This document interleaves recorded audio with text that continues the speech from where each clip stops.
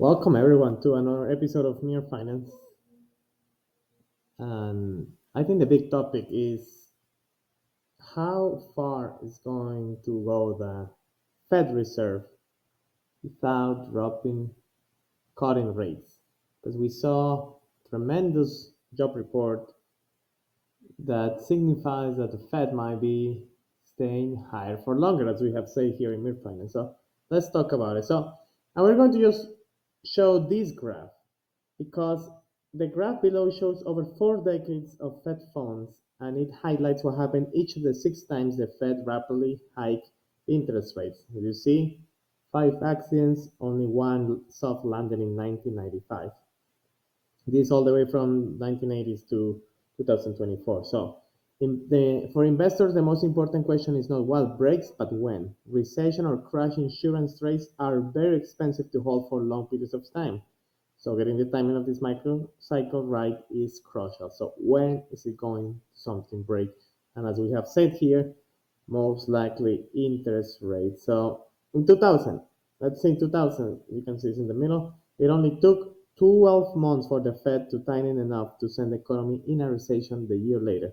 And in 2008, it took over 2 years. So it's not always the same cycle. So late cycle is pretty common to hear. This time is different calls and like we have said, but it's really hard after the persistent yield curve inversion and after 500 bips of head hikes that people just throw in the towel.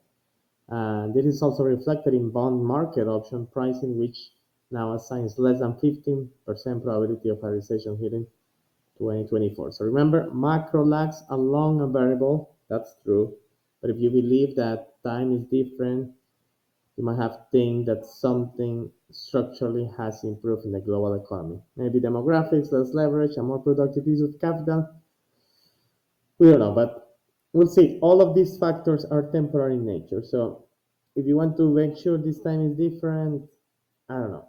You know what I think it is? Or we have done our analysis. It might instead be that this cycle will be very long because US corporates and households have been smart enough to term out their debt at low rates, as we saw, for example, from 2006 all the way into 2015, and now from 2019 until 2022, when they were sub 2%. So they were smart enough, so refinancing needs are very limited, and the share of floating rate debt is so small.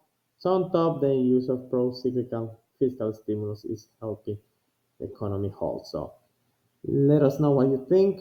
We are not saying that the market is going to crash, but something might break because 500 bips of head high rates just don't simply disappear and the economy just can't take it. So let's see. Let us know what you think and thank you for watching and don't forget to subscribe to Nearfine.